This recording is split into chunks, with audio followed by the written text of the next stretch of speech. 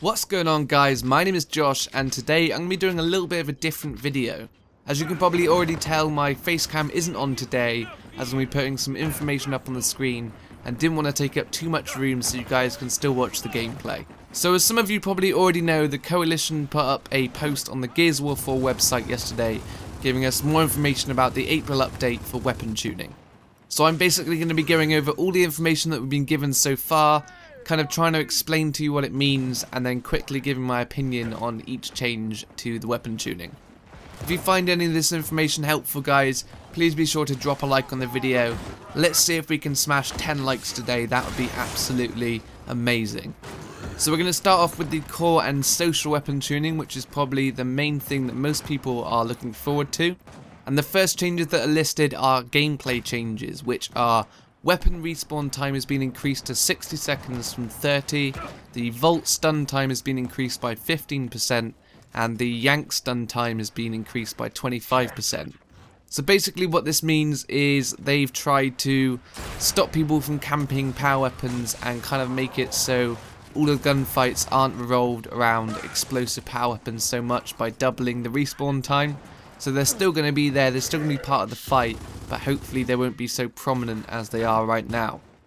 As for the vaulting and the yanking stun times increased, this basically just means you're going to have more of a chance of actually killing someone who you yank or vault over cover, as at the moment it kind of hit and miss sometimes.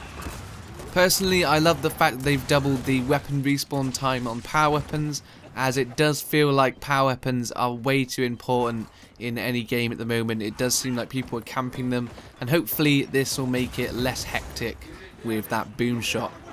As it goes for the stun time on the vaulting and yanking, that doesn't really affect me that much, as I tend not to use these mechanics, but it is nice to have the chance to kill someone a bit easier if I do decide to do it. So we're now going to move over to probably the most important change to most people, which is the Gnasher changes. So these are: close range damage falls off 25% faster, the active reload effect time has been decreased to 5 seconds from 8 seconds, and the active reload cooldown time has been increased to 11 seconds from 8 seconds. Basically what this means is they've reduced the damage for the Gnasher shots that land between close and mid range, so the Gnashers will still feel punchy as you'd expect at close range, but it should feel a lot less powerful at long range. As for the active reload changes, they've basically made it so getting an active reload on your Gnasher is much more of a big decision now, so you've got to be careful when you put your Gnasher actives on, as it could be a critical part of your close range game. Personally, I think these changes sound incredibly promising. It sounds like they're going to make the Gnasher more like a shotgun and less like a sniper, as that's what it seemed like in the past couple of months in core. And when it comes to the active reload times, it does mean that people are going to be one-shotting you a lot less due to not having an active reload as often, which sounds great to me. I can't wait to see how this works, and hopefully the Gnasher will be back to how everyone knows and loves it. So up next is the changes to the Lancer, which are: Lancer damage has been increased by 5%, headshot damage has been decreased by 10%, the magazine size has been decreased to 40 from 50, and the total ammo capacity has been reduced to 400 from 500. Basically what this means is they've reduced some of the damage by taking off the headshot damage, they've put a bit back in terms of general bullet damage, and they've reduced the magazine and total ammo capacity, which basically means if you're up against someone with a Lancer, you're going to have more chance of killing them if they miss some of their shots. I think these are some nice little changes which could actually make the Lancer almost perfect. Right now it does seem like it is way too powerful in almost every situation. However, now that they've taken off a bit of damage, put some back in general bullet damage, and lowered the magazine, it does feel like it's going to be used a lot more in mid-range combat, and you might actually lose a fight if you miss some of your bullets. So I'm pretty happy with this change. It could make the Lancer pretty much how it should be. So the next big change in core and social weapon tuning, and probably the biggest one so far, is the Hammerburst changes. And they are: damage being increased by 8%, headshot damage increased by 3%, stopping power increased per bullet by 33%, close range stopping power modifier decreased by 60%, medium range stopping power modifier increased by 7%, long range stopping power modifier increased by 400%, the weapon recoil per shot has been decreased by 25%, and the magazine size has been increased from 27 from 21. Obviously these are a huge amount of changes, but basically what it means is the Hammerburst is going to be slightly more powerful now, which is what it is needed for a while. It's kind of been unusable. It's going to kick less, so you're going to get a little bit less kickback when you're getting shot. And basically they've switched the stopping power so that it works better at long ranges and hardly works at all at close ranges. So basically, if you're using the Hammerburst, you're going to be want to staying far away and kind of helping your teammates out when they get in trouble. I think this is a great way to fix the Hammerburst, as obviously before they nerfed it, it was way too powerful and it just wasn't working how it should do. However, now it kind of works how it is always meant to. It works at long range, it doesn't work at short range, and the Lancer kind of fits in between that and the Gnasher. So overall, I think this is a great change, and I can't wait to try out the Hammerburst once again, as I've actually missed that gun quite a lot. So the last two small changes to the core and social weapon tuning are the Buzzkill magazine has been increased to 15 from 10, and the Retro Lancer has been decreased in damage by 5%. To be honest, I am a little bit disappointed that they've decreased the damage of the Retro Lancer, as it is a pickup and I do like using it a lot. I kind of feel like it should be a little bit overpowered as it is a pickup. However, it's only 5% decrease, so hopefully it won't be that noticeable. Let me know down in the comments, guys, your thoughts and opinions of the overall changes to the core and social weapon tuning. I'd love to hear what you guys think, and maybe we can have a little discussion down in the comments. So we're now going to move on to the competitive weapon tuning changes, which to be honest don't really affect me, as I don't tend to play competitive that much, but it'll be nice to see what they've decided to do in the competitive playlist. So the standard gameplay changes seem to be very similar to what they did in the core and social playlist.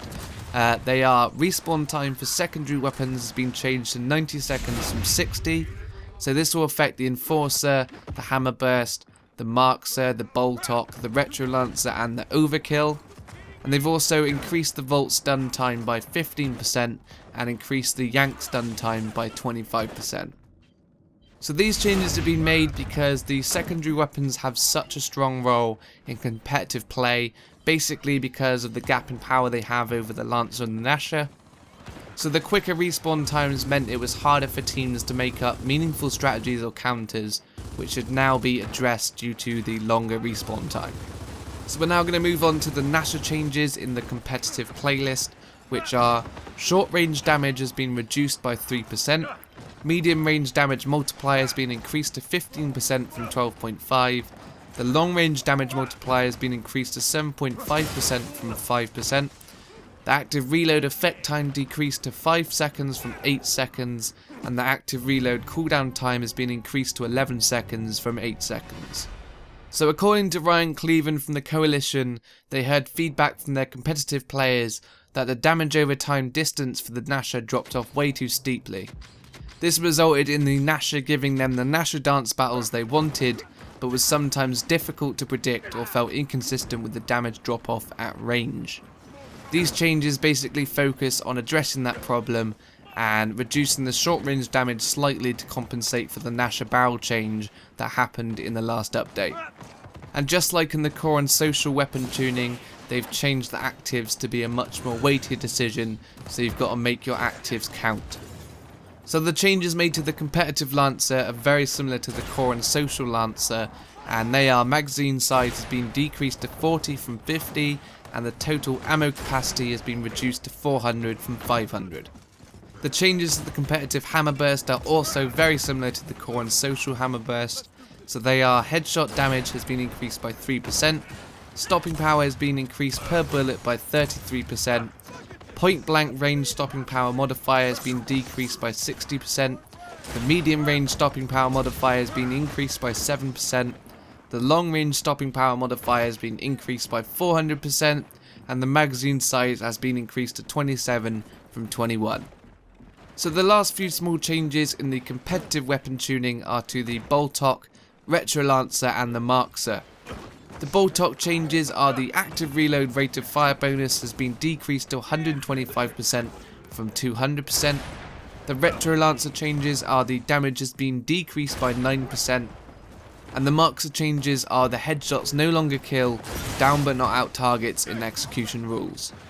So like I said before guys, I don't tend to play competitive that much, so these competitive changes don't really affect me to be honest, but I'm sure there are some of you players out there who do play competitive and hopefully you're happy with these changes. They do sound quite minor to me, but I'm sure they'll make all the difference in competitive play.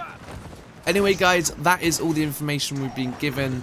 Overall, I am extremely happy with what the Coalition has done in terms of weapon tuning for core and social. As I said, the competitive doesn't really affect me, but by the sounds of it, in core and social, every weapon should be working how they should have from the beginning.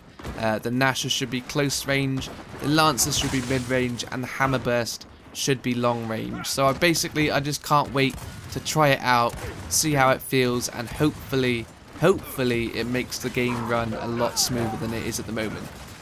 Be sure to leave a comment down below expressing your thoughts and opinions on the weapon tuning update. I'd love to see what you guys think, whether it be about core and social or competitive, and we can have a nice discussion in the comment section below. Anyway guys, that's all I have for today's video. I hope you enjoyed it and I hope you found this information helpful. If you did, please be sure to smash that like button for me, leave a nice comment down below, and subscribe for more content like this on Gears of War 4. That's it for now guys, I will see you in the next video. Peace.